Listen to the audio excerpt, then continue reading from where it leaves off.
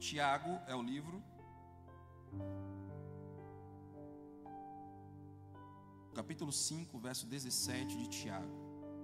E orou outra vez. E o céu deu chuva. E a terra produziu o seu fruto. E você diz amém. Dá uma olhadinha na primeira parte do versículo de número 17, que nos diz: Elias era homem sujeito às mesmas paixões que nós. Vamos todos juntos dizer essa primeira parte no 3? 1, 2, 3. Elias.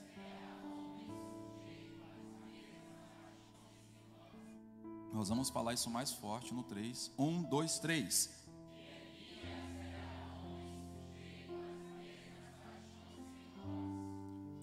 A conotação do termo paixão aqui é para trazer a ideia que ele é da mesma matéria, sujeito às mesmas circunstâncias, aos mesmos sentimentos que todos os homens. Em outras palavras, o Tiago estava dizendo o seguinte: Elias era homem comum, como todos nós somos. Não havia nada de especial nele. Ele era um homem comum. Agora, vamos lá para o primeiro livro dos reis de Israel, no capítulo de número 16. Primeiro livro dos reis, capítulo de número 16.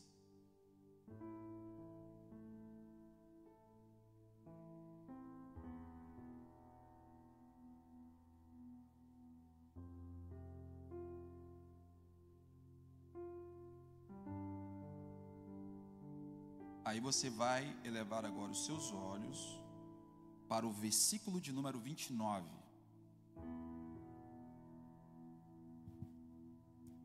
E Acabe, filho de Onri, começou a reinar em Israel, sobre Israel, no ano 38º de Asa, rei de Judá. E reinou Acabe, filho de Onri, sobre Israel, em Samaria, 22 anos. 22 anos esse cabra reinou Israel. Versículo de número 30. E fez Acabe, filho de Onri, o que era mal aos olhos do Senhor, mais do que todos os que foram antes dele. Verso 31. E sucedeu que, a Bíblia é interessante, né? Aí ela faz um grafo através dos parênteses para chamar a atenção. Como se fora pouco andar nos pecados de Jeroboão, filho de Nebate, ainda tomou por mulher a Jezabel, filha de Etibaal, rei dos Sidônios. E foi e serviu a Baal e o adorou. Repita-se comigo: o cenário era perverso. Agora, não, bota 32 aí que ainda tem coisa aqui para falar. 32. E levantou um altar a Baal na casa de Baal, que ele edificou em Samaria, ou seja, na cidade de Deus, no reinado que Deus levantou. Ele é um rei que foi da linha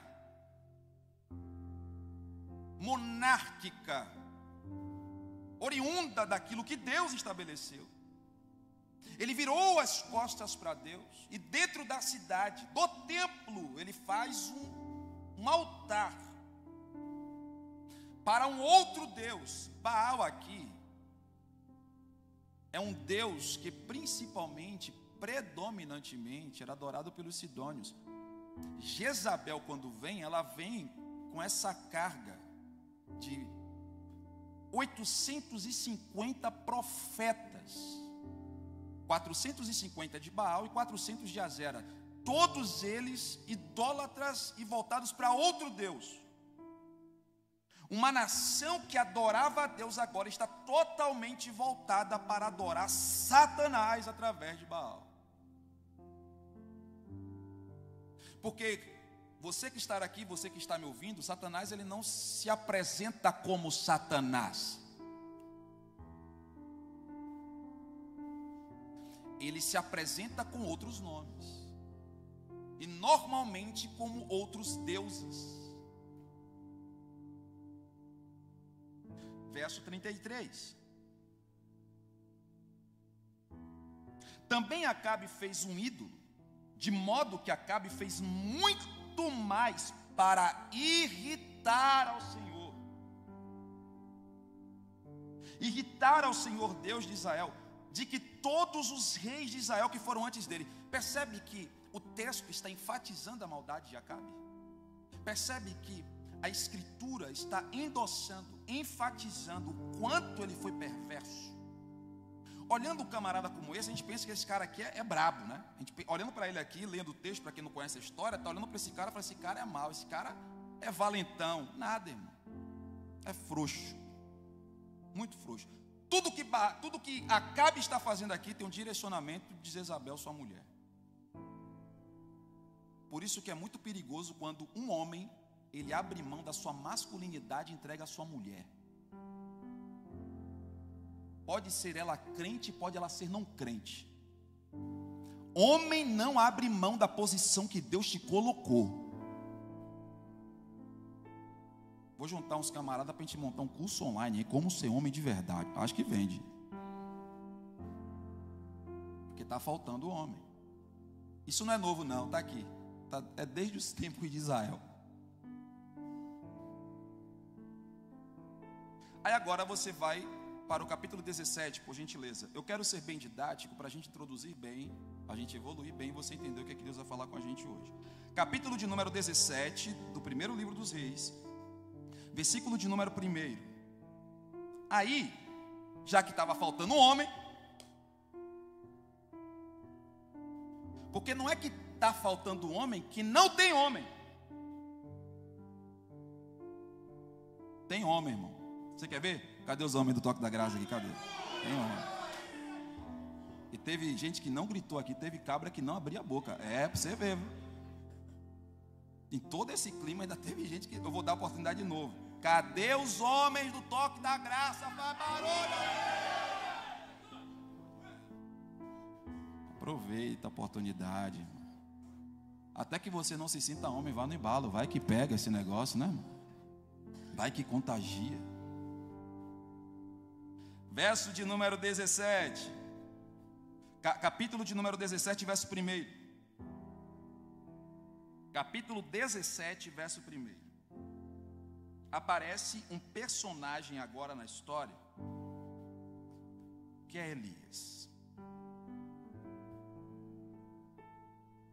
Então, Elias, o tisbita, dos moradores de Gileade, disse a Acabe: da onde esse cara cresceu, o que passou por ele, quem são seus pais, irmãos. A Bíblia não fala nada.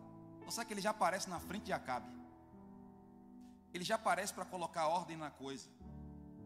E ele já começa dizendo: vive o Senhor Deus de Israel, perante cuja face estou, que nestes anos nem orvalho nem chuva haverá, senão segundo a minha palavra. Senão segundo a minha palavra. Vamos todos juntos nisso aqui? 1, 2, 3. Senão.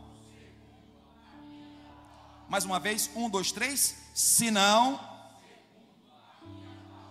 Levanta a mão direita, só quem tem a direita. Quem quiser levantar a esquerda, levanta também. Eu prefiro a direita. Levanta a direita. Coloca na pessoazinha linda que está do seu lado assim, no ombrinho dela. Ó, chacoalha ela assim, dá um sorriso bonito, aquele que só você tem. Só você tem. E faça a seguinte pergunta para ela assim, ó: o que você fala? Mais forte, irmão. O que você fala? Deus valida.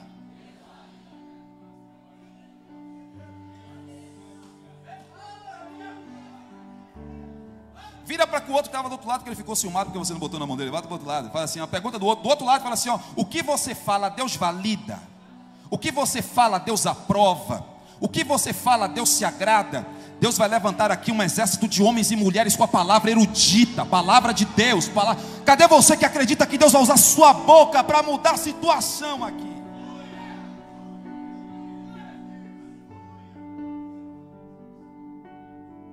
Amém. Nós vamos falar sobre a jornada de quem é cheio.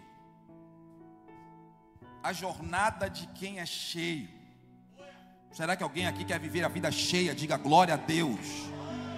Bem poucos, né? Vou perguntar de novo. Quem quer viver uma vida aqui lotada do Espírito? Diga aleluia.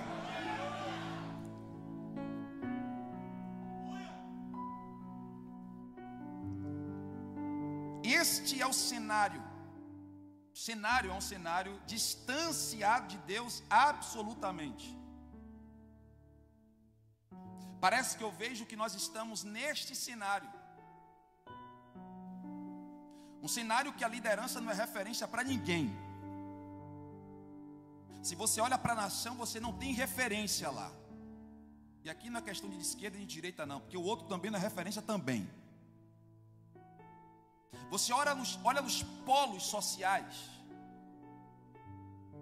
Você não consegue olhar para a nação e se voltar para alguém que você fala, eu ouço aqui sem reserva, porque eu sei que tem coisa boa que sai dessa fonte. Está difícil referências na nossa nação.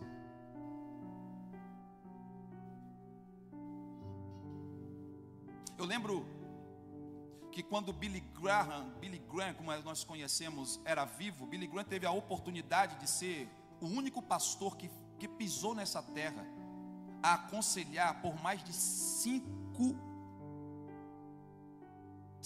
presidentes da maior nação desse planeta. Billy Graham era convidado na Casa Branca para aconselhar os presidentes americanos, sendo ele de convicção batista, protestante, e nem todos que estão lá são, mas a nação americana respeita a Bíblia. E crendo eles ou não, até hoje você pode observar que todo o discurso ele termina com um chavão: que Deus abençoe a América. Billy Graham, ele morreu. Antes dele, tiveram muitos outros vultos, homens e mulheres que sacudiram o mundo. Na proporção que ele sacudiu, foram poucos. Pastor, você está querendo dizer que não existem homens em uma jornada de fé de tamanha envergadura? Tem sim, tem muitos homens e muitas mulheres de Deus na face da terra. Tem sim. Só que me parece que a cada dia eles estão diminuindo. A cada dia que nós observamos, a igreja evangélica brasileira, ela tem se tornado uma organização que está sendo vilipendiada, assaltada por pessoas que estão se aproveitando daquilo que ela ocasiona, daquilo que ela apresenta, daquilo que ela beneficia para a sociedade. Ainda hoje eu tive dois testemunhos interessantes. Um amigo meu que está morando em São Bernardo do Campo, São Paulo, e uma irmã dessa igreja aqui que me mandou um áudio que muito me deixou feliz. E ela disse: pastor, mais uma vez eu quero agradecer ao Senhor pela vida do Toque da Graça, porque vocês têm sido diferença na minha vida, diferença na vida das pessoas nessa casa. Ela tinha sido assistida por nosso trabalho social aqui de atendimento médico, e ela ficou tão feliz por ter sido alcançada, ela ficou tão feliz da forma que nós estamos trabalhando, porque para você que não sabe, o nosso trabalho social ele não se resume somente à cesta básica. A cada 15 dias nós temos atendimento psicológico aqui gratuitamente, nós distribuímos cesta básica para os irmãos que têm necessidade, nós encaminhamos irmãos para os serviços hospitalares aqui, nós temos irmãos que têm facilidade de entrada para a regulação médica. Nós já temos alcançado muitos irmãos aqui, nós temos com os nossos empresários dessa casa, nós temos dado oportunidade de emprego a muitos irmãos que estão aqui. Tudo isso é Deus que faz através de uma comunidade de fé. É nós fazermos aquilo que há muito os líderes dessa casa defendem. Nós estamos cuidando do homem em sua totalidade. Aqui eu, minha esposa, os pastores estamos disponíveis para atender espiritualmente os irmãos. O lado espiritual. Esses trabalhos que nós falamos agora, nós temos atendimento psicológico, atendimento de inteligência emocional para atender a alma. E nós temos atendimento social para atender o físico. Nós entendemos que Jesus, Ele se importa com você na sua integralidade. Está chegando a eleição aí, e já estão me perguntando, já estão me bombardeando, me apertando sobre questões políticas. O nosso partido é do céu, irmão. Eu vou repetir de novo, o nosso partido é do céu. Nós não somos de direita, nem de esquerda, nem de centro, nós somos do alto. Nós vamos orientar os crentes dessa casa a ter consciência política para votar. É isso que nós vamos fazer. Mas pode ficar em paz. Pode ser o homem mais santo que for. Pode ser o candidato, mas nesse altar ele não vai subir. Aqui não vai ter nenhum tipo de trabalho político. Nós vamos instruir os irmãos, nós vamos aconselhar os irmãos a fazer o que é correto com base na palavra de Deus, e você vai tomar sua decisão. Você é inteligente, principalmente se você congrega no Toque da Graça. Crente no Toque da Graça é inteligente. Você vai fazer sua escolha com base naquilo que você acredita, e eu espero que você tome base na palavra de Deus. Mas enquanto estrutura, nós sabemos muito bem o que nós estamos fazendo aqui. Nós estamos buscando saquear o inferno para povoar os céus. Nós estamos numa jornada, mas esta igreja, vocês, nós estamos inseridos em um contexto como Elias estava. Talvez você esteja dormindo e não saiba. Mas nós estamos vivendo em um contexto altamente satânico nessa cidade. A cada dia que passa, a coisa piora. Estamos sendo cercados de forma melindrosa, de forma sorrateira. E a teologia liberal está deixando as coisas escaparem. Ontem eu estava aqui mais tarde, me apresentaram um vídeo de um cara que se diz pastor fazendo reunião em nome de Jesus, regado de tabaco, fumaça, cigarro e cachaça. E são ditos intelectuais da fé. Mas a Bíblia não diz nada a respeito sobre cigarro, a Bíblia não diz nada a respeito sobre bebida. Não? O problema é se embriagar. E eu lembro quando Jesus ele fala sobre o fermento, irmão. Quando você se afasta da plenitude do Espírito e você age pela sua racionalidade, o caminho ele é desastroso. Nenhum homem que pisou nessa terra com maior QI, o seu coeficiente de inteligência com maior QE, que é o seu coeficiente de emoção, ele tem a capacidade de discernir o mundo do Espírito.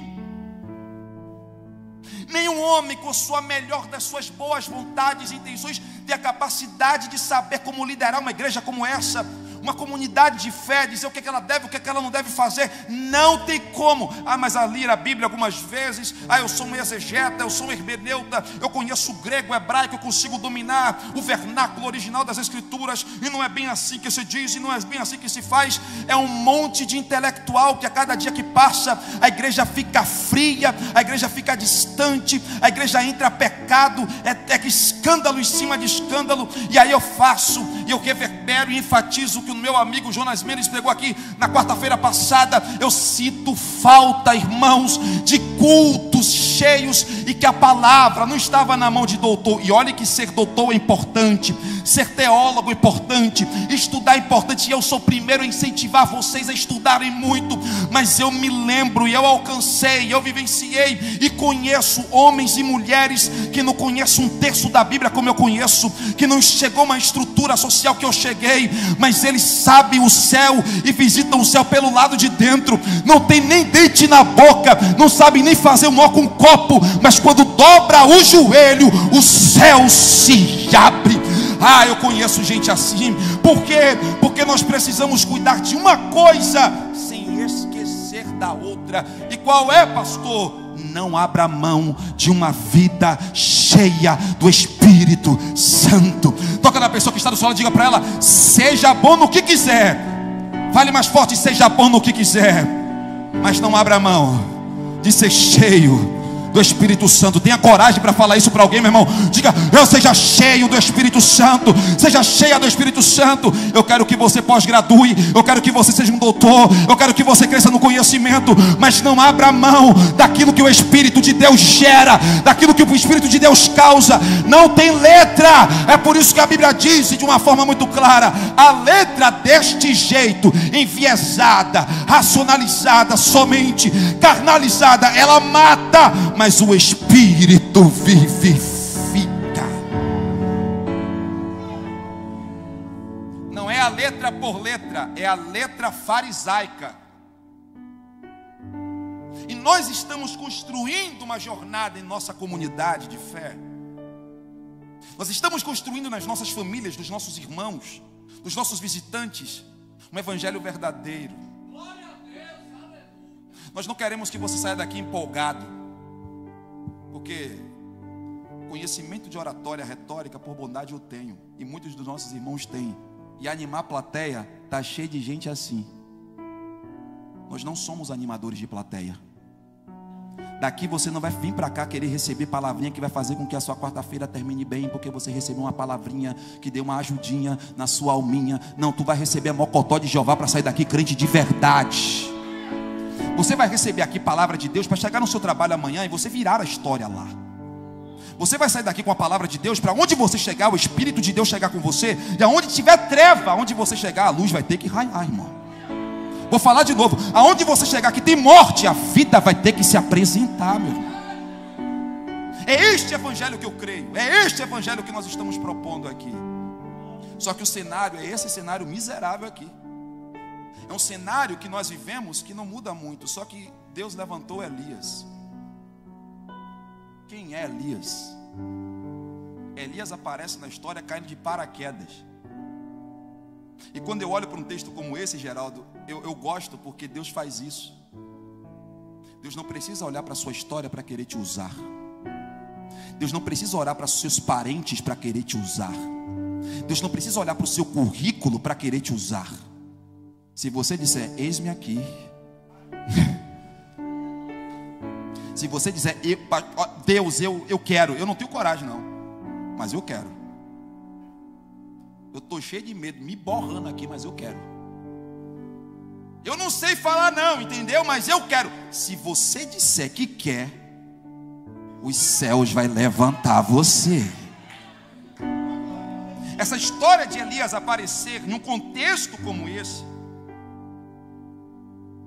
é em um contexto que Deus não dependia, porque Deus não depende de ninguém, irmão. Irmãos, ei, Deus não depende de você.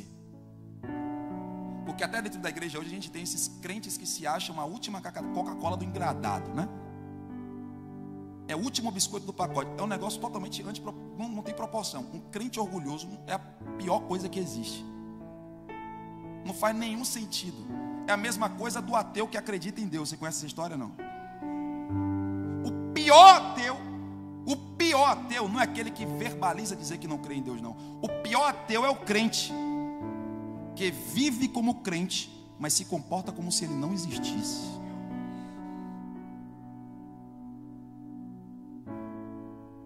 Deus, ele não precisa. Deus, ele não depende. Só que você precisa lembrar que você é vaso e ele é o olheiro. Ele sabe o botão que ele aperta na sua vida para você dar um pulo dessa cadeira e mudar de vida ainda hoje, se ele quiser. Vou falar de novo: ele sabe aonde fica o botão de emergência para ele apertar e você mudar a sua vida por completo ainda hoje. Pastor, eu fico orando para Deus fazer isso. Só que deixa eu te dar uma notícia: ele não vai fazer não. Porque ele não vai forçar você. Deus não vai ser intransigente. Ele vai ficar usando a gente aqui para te alertar, porque ele não vai desistir de você. Eu disse que ele não vai desistir de você. Elias aparece, e no aparecimento de Elias é aquele que é o desconhecido que Deus faz conhecido.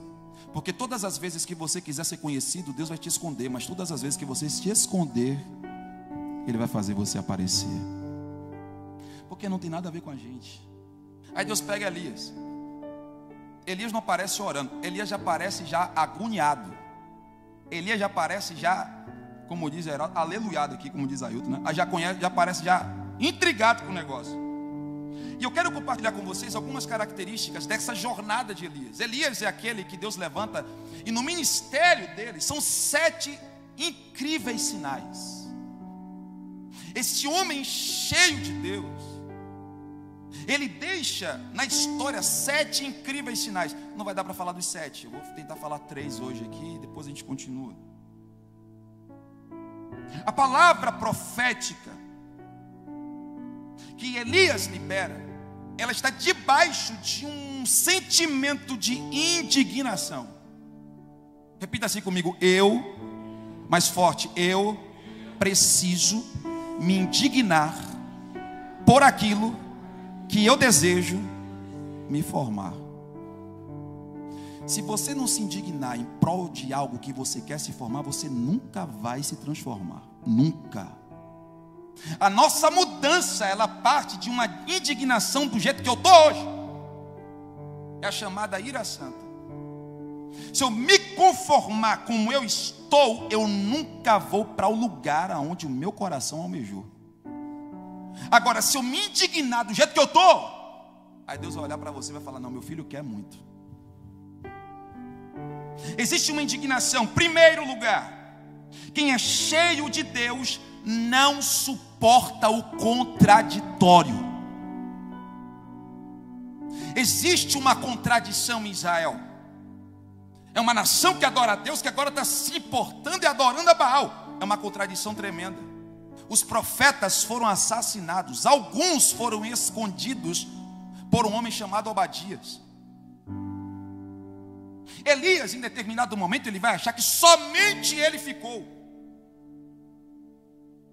Ele está indignado, e a indignação de Elias é a seguinte: eu vou tocar aonde eles mais vão sentir.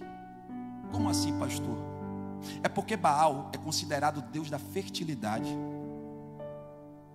Quando eles queriam chuva, eles oravam a Baal. Baal é aquele que traz a abundância através da fertilidade, através da agricultura, através das vegetações. É este Baal aqui. Elias vai dizer o seguinte: eu vou profetizar para não chover, porque eu vou tocar no âmago, aonde dói, para eles saberem que não existe poder na mão de deuses pequenos. Eu vou mostrar para eles quem detém todo o poder nos céus e na terra. A situação de Israel estava afrontando a fidelidade de Deus. Como nós ouvimos, olha as características de quem era Acabe.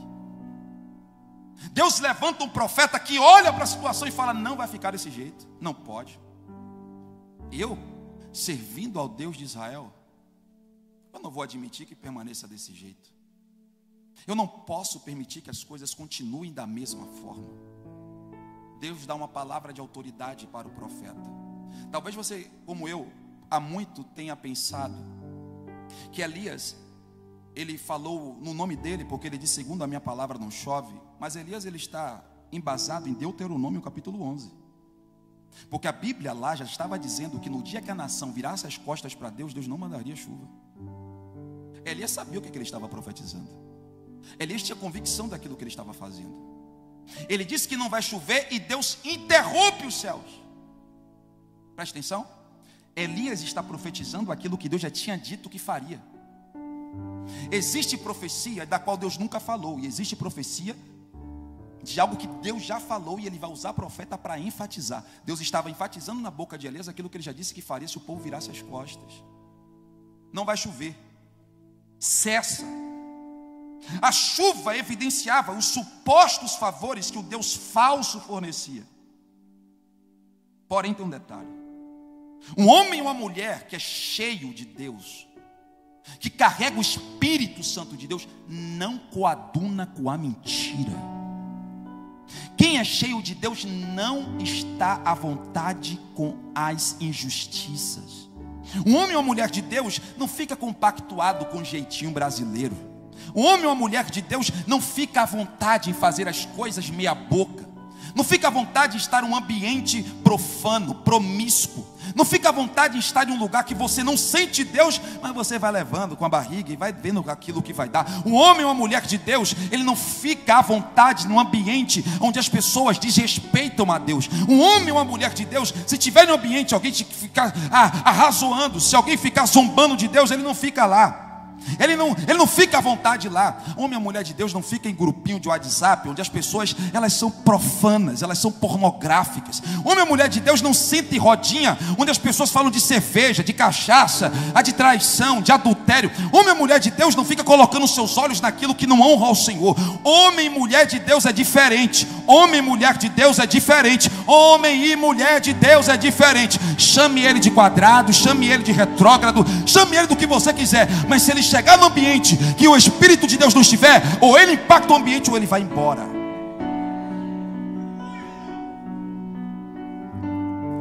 Eu ouvia isso mais, hoje eu não ouço mais isso, mas eu já ouvi muito a expressão: você agora virou crentão, né? Eu ouvia muito isso antes. Você agora está no óleo, né? Você agora está no azeite, né? Aí eu pergunto, e não é para estar? E tem uma outra classificação para nós. A gente admitiu viver uma vida medíocre, irmão.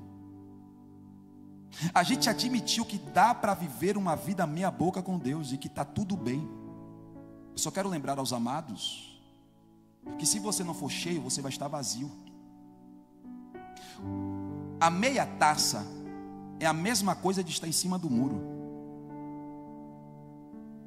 O neutro já tem lado. E eu falava isso na live essa semana aí. Sabe aquele voto que a gente dá? Vai ter eleição, aí tem você vota em A, B, ou anula o seu voto ou nota branco. Vota nulo ou branco. Para cinzentar, ou porque você não tem decisão. Desculpa, quando você faz isso, você está demonstrando o seu lado. Jesus não quer que você fique no meio do caminho, meu irmão. Não existe o terceiro caminho, não existe a terceira via para Jesus. Ou o caminho é estreito, ou o caminho é largo. Ou a porta é estreita, ou a porta é larga. Goste você ou não. Não existe o terceiro momento, a terceira instância. Com todo o respeito aos nossos irmãos católicos, e eu considero irmão porque tem gente lá que é salva. Mas me desculpe, porque purgatório não existe, não tem base legítima nenhuma para considerar purgatório. Não existe. Ou é o para cima ou é para baixo. Não existe, irmão. Esse lugar onde você fica tranquilo, da qual você não se compromete.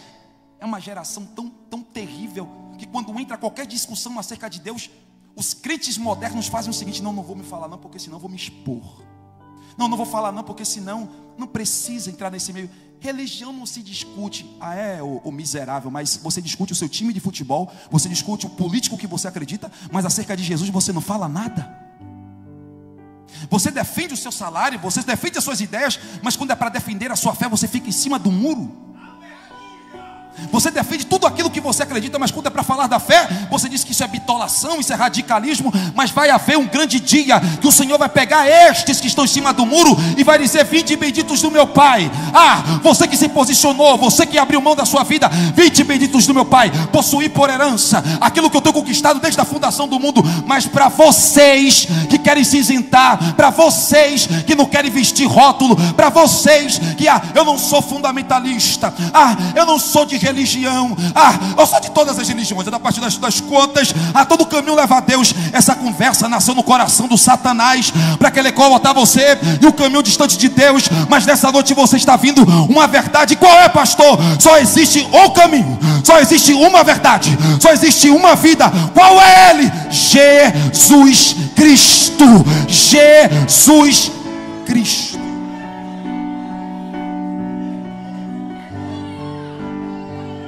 Se você concorda comigo, levanta a mão e dá glória a Jesus. Não fica maluco com essa cara.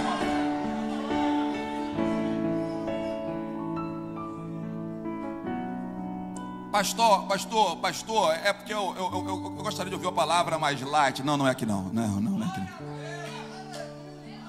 não. Pastor, eu acho que o senhor está muito atrasado. Eu acho que a sua Bíblia precisa ser atualizada. Não precisa não. Eu estou debaixo da presença de Deus, da unção de Deus, e que diz o seguinte: Ele é o mesmo ontem, hoje e será eternamente. Aquilo que era pecado antes é pecado hoje. Aquilo que era ruim antes é ruim hoje. Aquilo que afastava antes é afasta hoje. Pastor, e para aproximar é a mesma coisa. Aquilo que aproximava ontem aproxima hoje. Aquilo que enche antes enche hoje. O que é, pastor? Uma vida santa, uma vida correta, uma vida justa, uma vida honesta. Cadê a igreja que quer viver e agradar o Espírito de Deus? Cadê você que está aqui?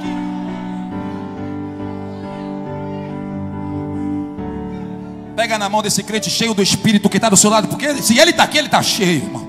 Se ele está aqui, ele está entendendo o que Deus está falando com ele. Pega na mão do da direita, pega na mão do da esquerda. Ah, irmão, dá uma balançadinha nele e fala assim: irmãos, saia de cima do muro, viu? Saia de cima do muro. Saia de cima do muro. Toque da graça está inflamada pela presença do Espírito. Toque da graça está inflamada.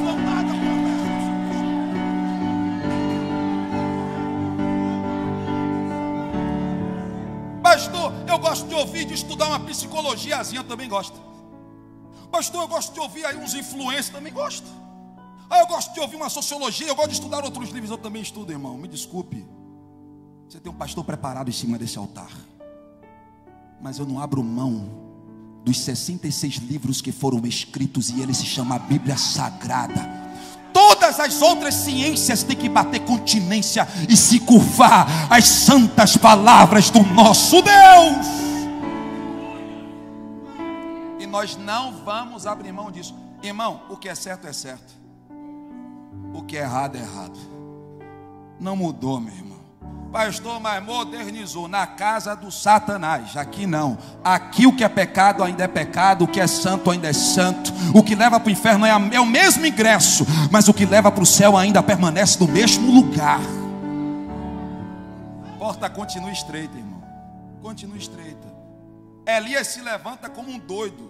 Minha irmã Thaís quer dizendo que eu sou parente dele. Não, eu queria ter um texto que Elias tinha.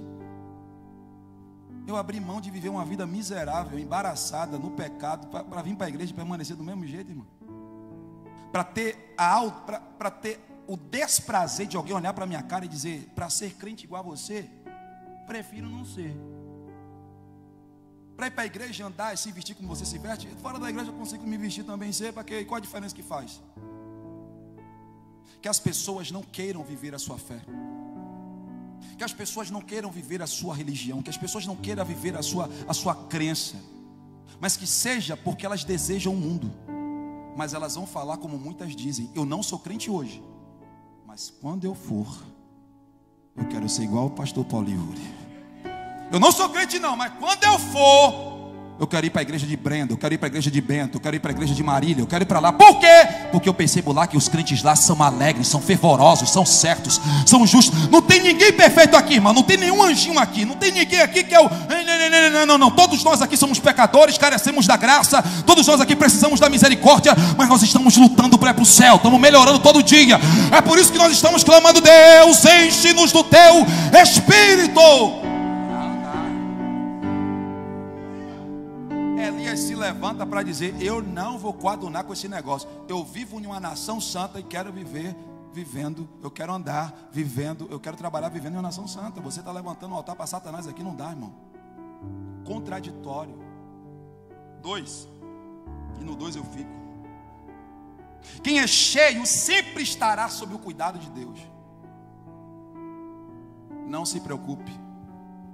Aquele que te chamou, Ele cuida de você. O texto é claro que quando Elias profetiza, o Senhor já faz o seguinte: Elias, você se meteu, como diz o baiano, em rabo de foguete. Tu mexeu em casa de moribundo. Então faz o seguinte: sai daí, Elias. Porque tem crente que é assim, né? Vou pegar no chifre do diabo, vou para cima dele, vou enfrentar. Jesus não mandou enfrentar nada, não, irmão. Você não tem capacidade de enfrentar Satanás. Você não tem capacidade nenhuma de entrar na casa. Você não tem capacidade nenhuma. Se Deus não for conosco, se Deus não nos orientar, não vá não. A Bíblia diz: sujeitai-vos a Deus, resisti ao diabo, e ele fugirá de vós. O Senhor não manda aí afrontar ninguém, irmão.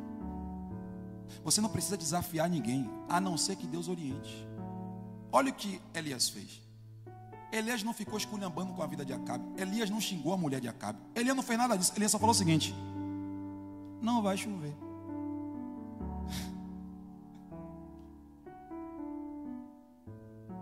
Não chove. E o Senhor fala: tá bom, Elias, já que você se meteu nisso aí, e eu concordo com esse negócio, eu estou com você nisso, vai para o Querite, desce daí. Só que tem um detalhe: você não mandou chover, eu estou te mandando para um rio. Desce para o Querite, que eu vou cuidar de você lá. Elias desce. O interessante do texto, do capítulo 17, verso 3: retira-te daqui, vai-te ao Oriente, esconde-te junto ao ribeiro de Querite, que está diante do Jordão. E há de ser que beberás do ribeiro, e eu tenho ordenado os corvos que ali te sustentem. Elias não desceu, mas Deus já tinha ordenado os corvos. Só Felipe entendeu, vou falar de novo. Deus nem te mandou, mas já preparou tudinho. Só que tem um detalhe: Elias apareceu, agora Deus está escondendo Elias. Daqui a pouco Elias aparece de novo, depois ele se esconde, porque é assim com Deus, é assim, Gabriel. Ô Naira, tem horas que é assim, tem hora que a gente tem que estar na frente, mas tem hora que a gente tem que se esconder mesmo. Tem hora que eu tenho que estar no front, ô Geraldinho, mas tem hora que eu tenho que me esconder mesmo. Ah, tá com medo? Não, irmão, é estratégia de guerra.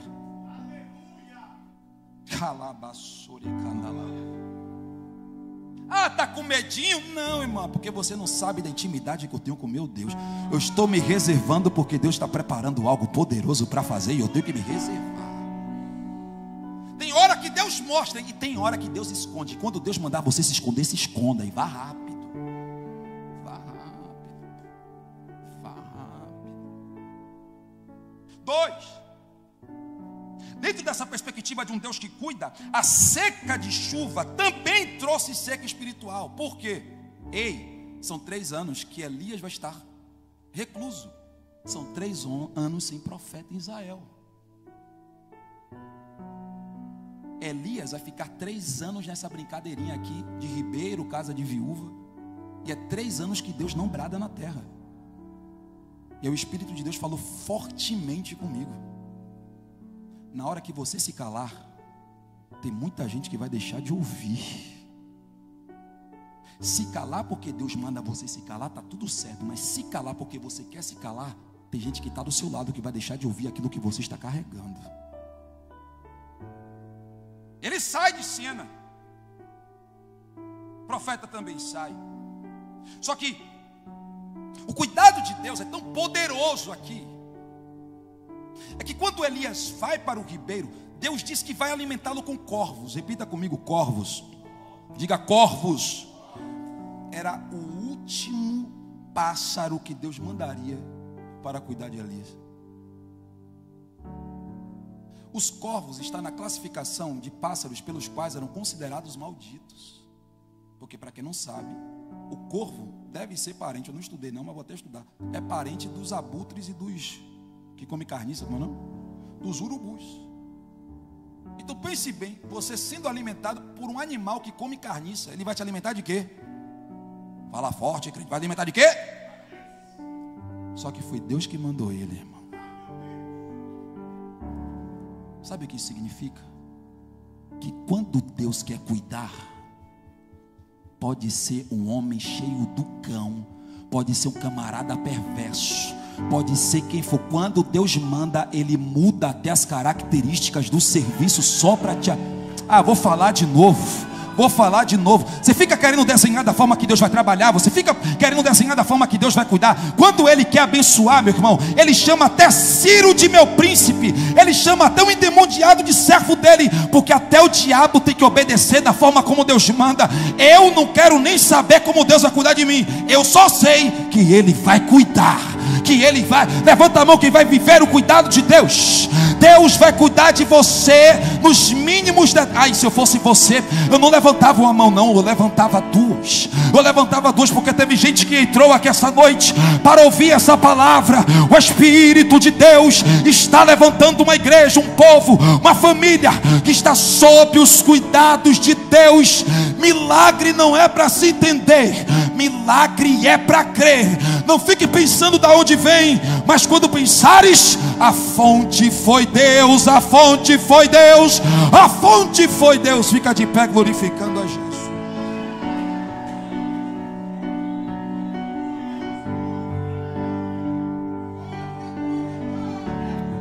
Irmão, se você recebeu isso, dá uma glória para Jesus. Deus está dizendo: eu vou cuidar de você, eu vou cuidar da sua despensa, vou cuidar do seu filho, vou cuidar do seu marido. Ei, aquietai-vos e sabei que eu sou Deus. Vou falar de novo: aquietai-vos e sabei que eu sou. Eu cuido da casa, eu cuido da família, eu cuido das empresas, eu cuido do casamento, eu cuido dos filhos, eu cuido das filhas. Eu sou o Senhor que te encho com meu Espírito e cuido dos mínimos detalhes.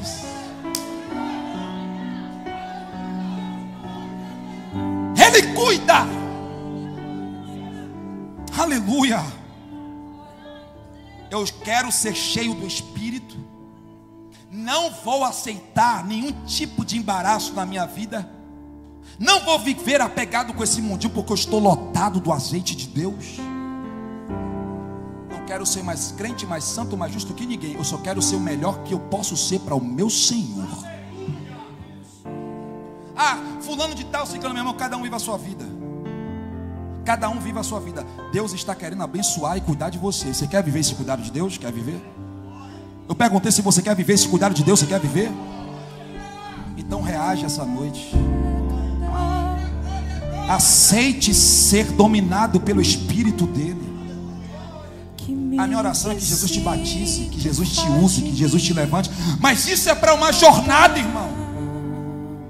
Nós estamos em uma jornada, irmão. Isso aqui não é corrida de 100 metros, não. Isso aqui é uma jornada. Você vai sair do culto agora, a sua vida está lá fora te esperando. As bagagens estão ali para você pegar de volta, porque você está aqui, está sentindo essa presença. Mas quando você voltar, a vida permanece lá fora. A grande questão é como você vai viver essa vida que você está vivendo. E não tem uma outra razão, não tem outro motivo. Só existe um caminho.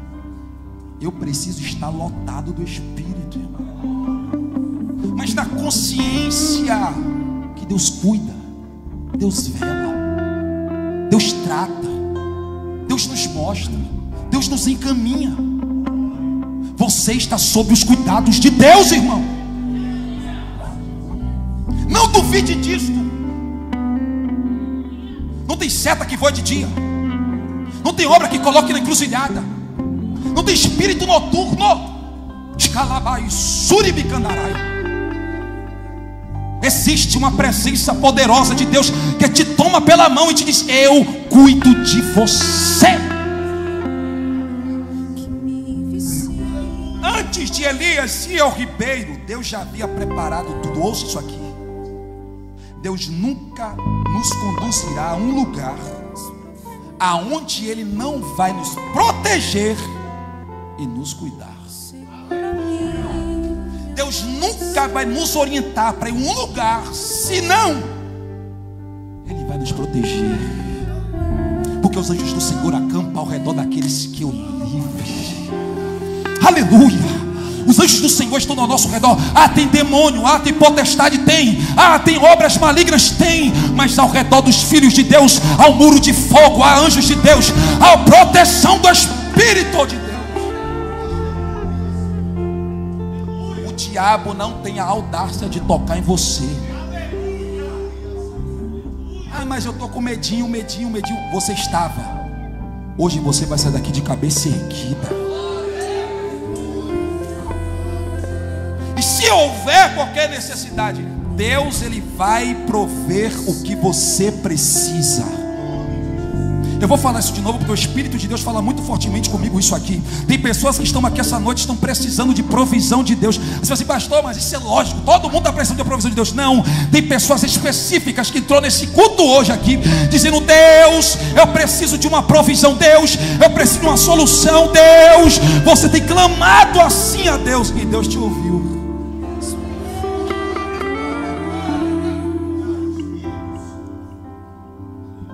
Feche seus olhos e leva-me ao lugar. Se permita ser onde só você e eu desfrutamos um momento. Te amo, meu papai. Oh, Espírito de Deus, invade essa casa. Sem ti eu sei que morro. Deixa ele te tocar, irmão. Leva-me ao lugar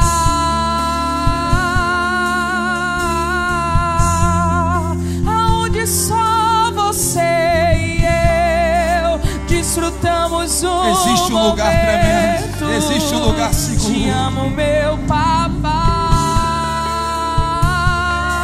Amor é passado.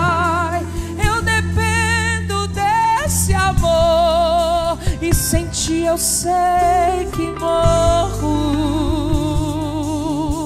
Eu morro. Sem ti eu sei que morro. Sem ti não dá pra viver. Pra onde eu irei? Pra onde eu irei? Se só tu tens as palavras de vida eterna.